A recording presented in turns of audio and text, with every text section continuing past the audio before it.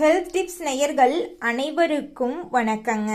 காலையில எழுந்ததும் வயிற்றுல எரிச்சல், சாப்பிடாம கொஞ்ச நேரம் இருந்தாலே வயிறு காலியா இருக்கிற மாதிரி ஒரு வலி, சில நேரம் நெஞ்செரிச்சல், புளிப்பேப்பம், வயிற்றுல ஒரு விதமான அசௌகரியம். ஆனா சாப்பிட்ட பிறகு மட்டும் கொஞ்சம் நிம்மதியா இருக்கிற மாதிரி இருக்கா அப்படின்னா இந்த வீடியோ உங்களுக்காகத்தாங்க.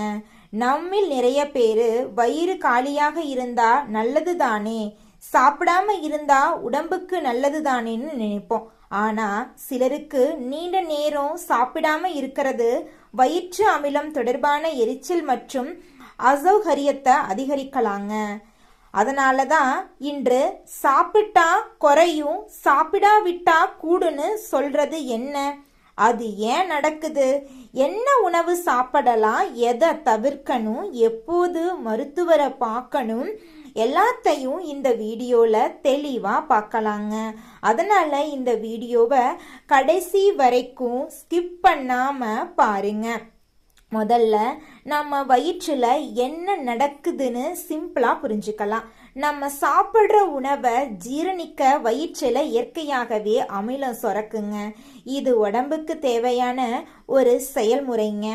ஆனா சில நேரங்கள்ல இந்த அமிலம் தொடர்பான பிரச்சனை காரணமா வயிற்றுல எரிச்சல், நெஞ்செரிச்சல், புளிப்பேப்போ, மேல் வயிற்றுல அசௌகரியம் போன்ற அறிகுறிகள் வரலாங்க.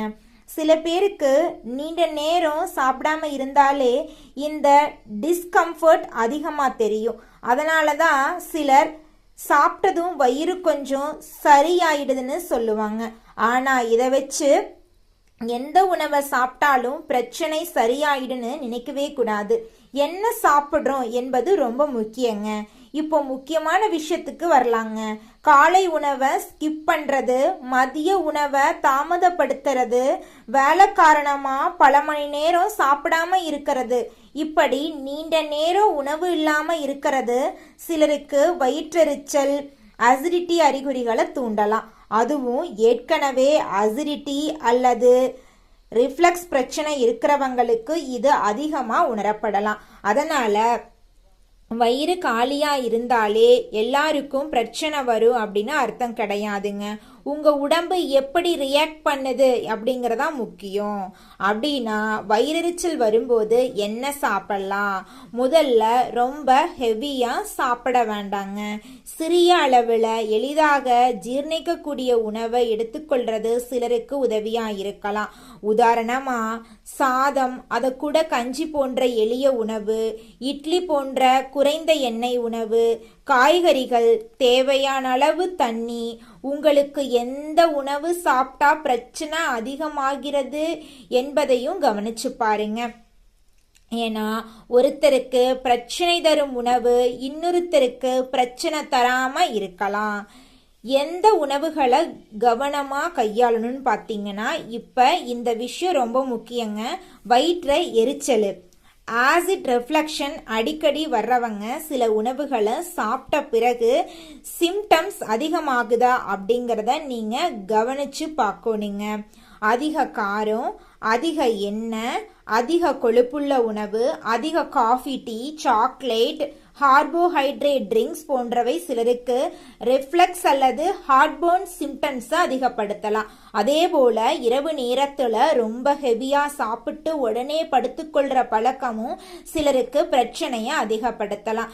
அதனால என்ன சாப்பிட்றோம் மட்டும் இல்லை, எப்போது சாப்பிட்றோம் என்பது தாங்க ரொம்பவும் முக்கியம். இது ரொம்ப முக்கியமான ஒரு பழக்கம். இரவு சாப்பிட்ட உடனே படுத்துக்கொள்ளாம முடிந்த வரைக்கும் சிறிது நேர இடைவெளி வைக்கலாம். ஏன்னா சாப்பிட்ட உடனே படுத்துக்கொண்டா சிலருக்கு வயிற்றிலிருந்து அமிலம் மேல வர்றதுக்கான வாய்ப்பு அதிகரிக்கலாம். அதனால இரவு உணவை மிகவும் தாமதப்படுத்தாம இருக்கிறது நல்ல பழக்கம்.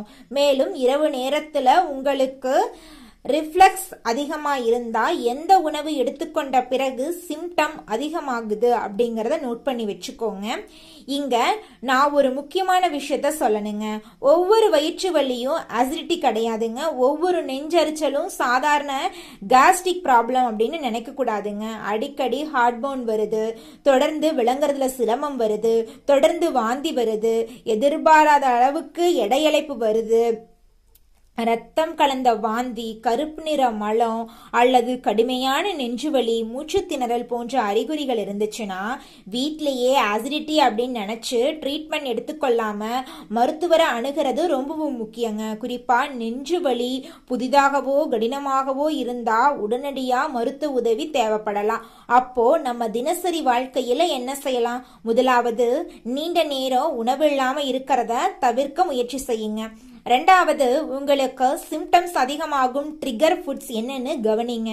மூணாவது, மிகவும் ஹெவியா சாப்பிட்றதுக்கு பதிலா அளவோட சாப்பிடுங்க. நான்காவது, இரவு சாப்பிட உடனே படுத்துக்கொள்ளாதீங்க.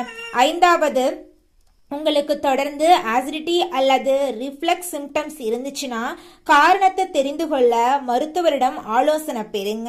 மருந்து தேவைப்பட்டா மருத்துவர் சொல்றத பின்பற்றது ரொம்பவும் நல்லதுங்க. அதனால தான் நேயர்களே, சாப்பிடாம இருந்தாலே உடம்பு நல்லா இருக்குன்னு எல்லாரும் பொருந்தக்கூடிய ஒரு விதி கிடையாதுங்க. சிலருக்கு நீண்ட நேரம் வயிறு காலியா இருந்தா அசௌகரியத்தில் அதிகரித்தலாம். அதே நேரத்தில் சாப்பிட்ற உணவு, சாப்பிட்ற நேரம், சாப்பிட்ற அளவு, இந்த மூன்றுமே ரொம்ப முக்கியம். உங்க உடம்பு கொடுக்கிற அறிகுறிகளை கவனிங்க. அடிக்கடி வயிறெரிச்சல் வருதுன்னா அதை சாதாரண விட்டுறாதீங்க. இந்த தகவல் உங்களுக்கு பயனுள்ளதா இருந்தா வீடியோவை லைக் பண்ணுங்க. உங்க குடும்பத்துல இந்த பிரச்சனை இருக்கிறவங்களுக்கு ஷேர் பண்ணுங்க. இன்னும் இப்படிப்பட்ட பயனுள்ள உடல்நல தகவலுக்கு நம்ம சேனலை சப்ஸ்கிரைப் பண்ணிக்கோங்க. மீண்டும் ஒரு பயனுள்ள தகவலோட அடுத்த வீடியோல சந்திக்கலாங்க. நன்றி, வணக்கங்க.